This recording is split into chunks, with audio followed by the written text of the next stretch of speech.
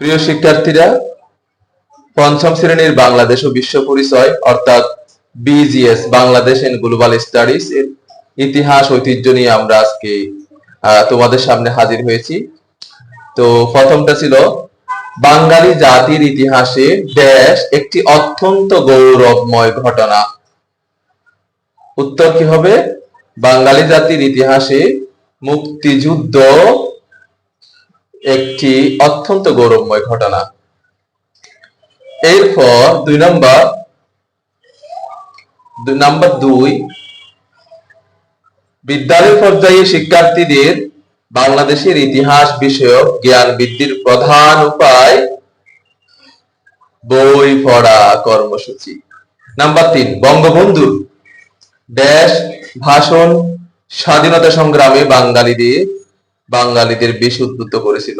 3 নম্বর উত্তর হবে বাঙালিদের সাথে মার্চের ভাষণ স্বাধীনতা সংগ্রামে বাঙালিদের বেশ উদ্বুদ্ধ করেছিল।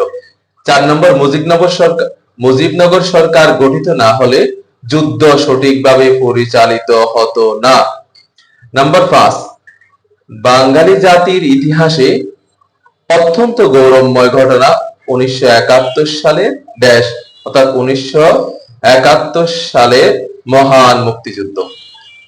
6 নম্বর, ব্রিটিশরা দেশ সালে এই উপমহাদেশ ছেড়ে চলে যায় অর্থাৎ ব্রিটিশরা 1947 সালে এই উপমহাদেশ অর্থাৎ ভারত, বাংলাদেশ, পাকিস্তান ছেড়ে চলে যায়। নাম্বার 7, দেশ আন্দোলনের জন্য 1969 সাল বিখ্যাত অর্থাৎ গণ অভ্যুত্থান আন্দোলনের জন্য 1969 সালে বিখ্যাত। 8 নম্বর, মুজিবনগর উপজেলার পূর্ব নাম বলতো কেউ? বৈদ্যনাথতলা। মুজিবনগর উপজেলার পূর্ব নাম বৈদ্যনাথতলা। 9 নম্বর, 1971 সালে 11 জুলাই দেশ নামে একটি বাহিনী গঠন করা হয়। 1971 সালের 11 জুলাই মুক্তিবাহিনী নামে একটি বাহিনী গঠন করা হয়। নাম্বার 10, মুক্তিবাহিনীকে 3টি ড্যাশ ফোর্সে ভাগ করা হয়েছিল। বলতো কি হবে? এই তো পেরে গেছো, ব্রিগেড ফোর্সে ভাগ করা হয়েছিল 3টি অর্থাৎ K force, Z force, S force. 11 number, মুক্তিযুদ্ধ চলাকালে বাংলাদেশকে কয়টি সেক্টরে ভাগ করার কারণ ছিল? মুক্তিযুদ্ধ চলাকালে বাংলাদেশকে কয়েকটি সেক্টরে ভাগ করার কারণ ছিল মুক্তিযুদ্ধ সঠিকভাবে পরিচালনার জন্য। 12 নম্বর, মুক্তিবাহিনীকে ব্রিগেড ফোর্সে ভাগ করা হয়েছিল। মুক্তিবাহিনীকে 3টি, কয়টি? 3টি ব্রিগেড ফোর্সে ভাগ করা হয়েছিল। নাম্বার 13, মুক্তিযুদ্ধের সময় সারা দেশকে ড্যাশ সেক্টরে ভাগ করা হয়েছিল। 11 কয়টি সেক্টর? 11টি সেক্টর।